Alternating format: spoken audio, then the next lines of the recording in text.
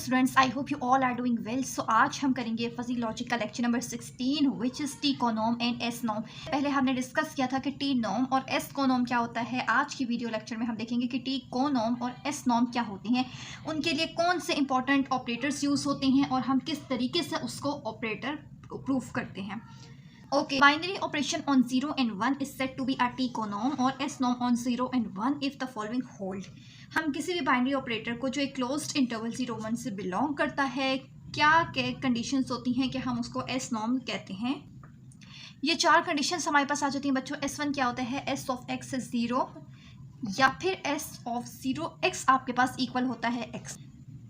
S of XY equal होता है S of YX के। S3 थर्ड कंडीशन हमारे पास क्या होती है, x is less than equal to y and z is less than equal to t, then s of xz is less than equal to s of yt।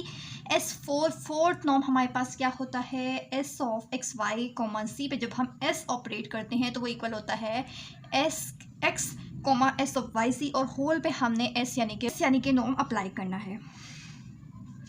So before starting this lecture बच्चों, आपको S norm समझने से पहले T norm का जो हमारा lecture है उसको रिवाइज करना, उसको समझना बहुत ज़रूरी है। जब तक आप वो नहीं करेंगे तो आपको ये इतना अच्छा समझ नहीं आएगा और वो बेसिक कॉन्सेप्ट है। अगर वो समझ आ गया तो ये कुछ भी नहीं है। जिस तरह उसकी टी नॉर्म की ही आपके पास 4 प्रॉपर्टीज़ थी, उसी तरह एस नॉर्म की 4 प्रॉपर्टीज़ हैं, जिसमें से ये 3 प्रॉपर्टीज़ बिल्कुल सेम है। सबसे फर्स्ट वाली में उसमें टी ऑफ x, 1 होता है, यहाँ x, 0 है, बस बाकी एज इट इज़ सेम है। अब हम इसके कुछ इंपॉर्टेंट एस नॉर्म्स देख लेते हैं। अब हम जिस तरह टी नॉर्म को डेल से डिनोट करते हैं उसी तरह एस नॉर्म को हम इस सिंबल से यानी कि नेबला से डिनोट करते हैं। इसको बच्चों नेबला बोलते हैं। तो टी नॉर्म के हमने 6 ऑपरेटर्स देखे थे। ये हम डेल 1, डेल 2, डेल 3 की वैल्यूज़ को वो प्रूफ करने को दे सकते थे। इसी तरह हमारे पास नेबला नॉट, नेबला 1, 2, 3, 4, 5 वो आपको एस नॉर्म प्रूफ करने के लिए दे सकते हैं, जो अभी हम आगे एग्जाम्पल में देखेंगे भी, ठीक है। ओके, सो सबसे पहले हमारे पास एक्स नेबला नॉट वाई हमारे पास इक्वल होता है answer x maximum y if x minimum y is equal to 0, 1 otherwise, ठीक है। ये सारे वही टी नॉर्म्स जो हमने किए उससे मिलते जुलते ऑपरेटर्स हैं, वो सारे हमने प्रूफ किए हुए हैं, तो ये आपसे इजीली प्रूफ हो जाएंगे और कुछ प्रूफ्स अभी हम आगे देख भी लेंगे। अगर हमारे पास x और y दोनों में से मिनिमम वैल्यू 0 आ रही है तो फिर हम उनका मैक्सिमम लेते हैं, अदरवाइज 1 लेते हैं, ठीक है। एस नॉर्म हमारे पास क्या होता है, 1 का हमने मिनिमम लेना होता है x प्लस वाई से। सेकेंड क्या होती है, x plus y divided by 1 plus x y. Third हमारे पास होती है x plus y minus x y. Fourth होती है x plus y minus 2xy divided by 1 minus x y. And fifth S norm हमारे पास होता है x मैक्सिमम y। सो अब इसके क्वेश्चंस को देख लेते हैं कि अगर हमारे पास कोई भी नेबला ऑपरेटर गिवन है तो हम किस तरीके से उसको एस नॉर्म प्रूफ करते हैं। और बच्चों इससे नेक्स्ट वीडियो में हम इसका एक अल्टरनेटिव मेथड भी देखेंगे जो इससे बहुत ही ज़्यादा इजी और इम्पॉर्टेंट है, और हम दूसरे वर्डिंग में उसको डुअल ऑपरेटर भी कहते हैं। डुअल का सारा कॉन्सेप्ट हम इससे नेक्स्ट लेक्चर में देखेंगे। सो अभी हमारे पास अगर कोई भी ऑपरेटर गिवन है तो हम उसको एस नॉर्म किस तरीके से प्रूफ कर सकते हैं ये देख लेते हैं।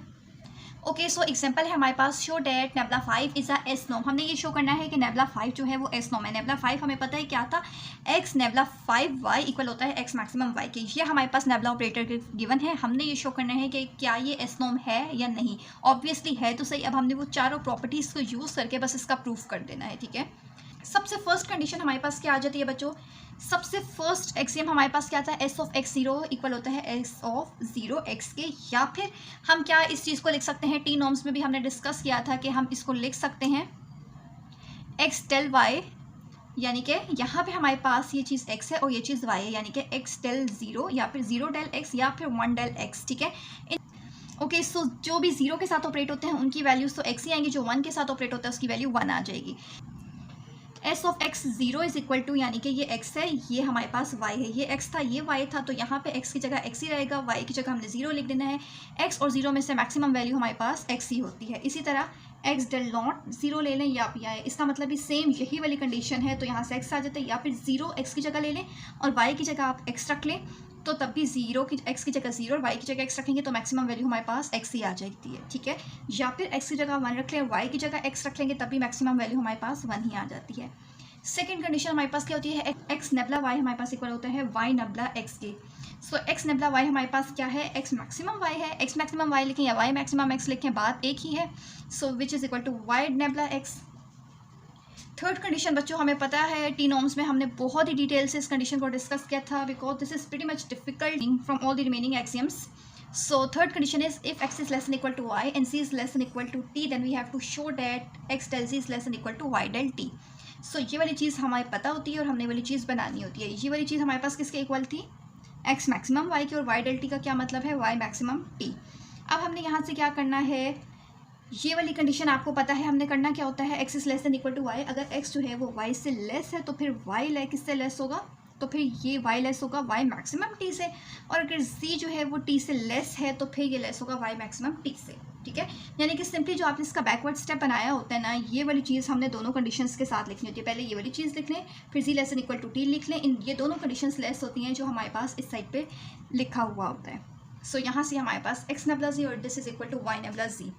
फोर्थ कंडीशन हमारे पास क्या होती है, बहुत ईजी होती है, एसोसिएटिव कंडीशन होती है, x nebula y nabla z equal होता है x नेबला y क्या होगा, x मैक्सिमम y।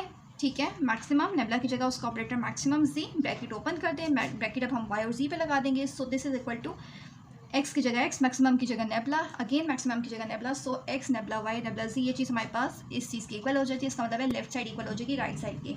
तो आई होप आपको आज की वीडियो अच्छी लगी होगी, और आज के लेक्चर में हमने एस नॉर्म को भी बहुत ही अच्छे से डिस्कस कर लिया है। सो इससे नेक्स्ट लेक्चर बहुत ही ज़्यादा इंपॉर्टेंट होने वाला है। सो अभी तक अगर आपने चैनल को सब्सक्राइब नहीं किया तो लास्ट में सब्सक्राइब कर लीजिए और वीडियो को लाइक और शेयर करना भी बिल्कुल ना भूलिए।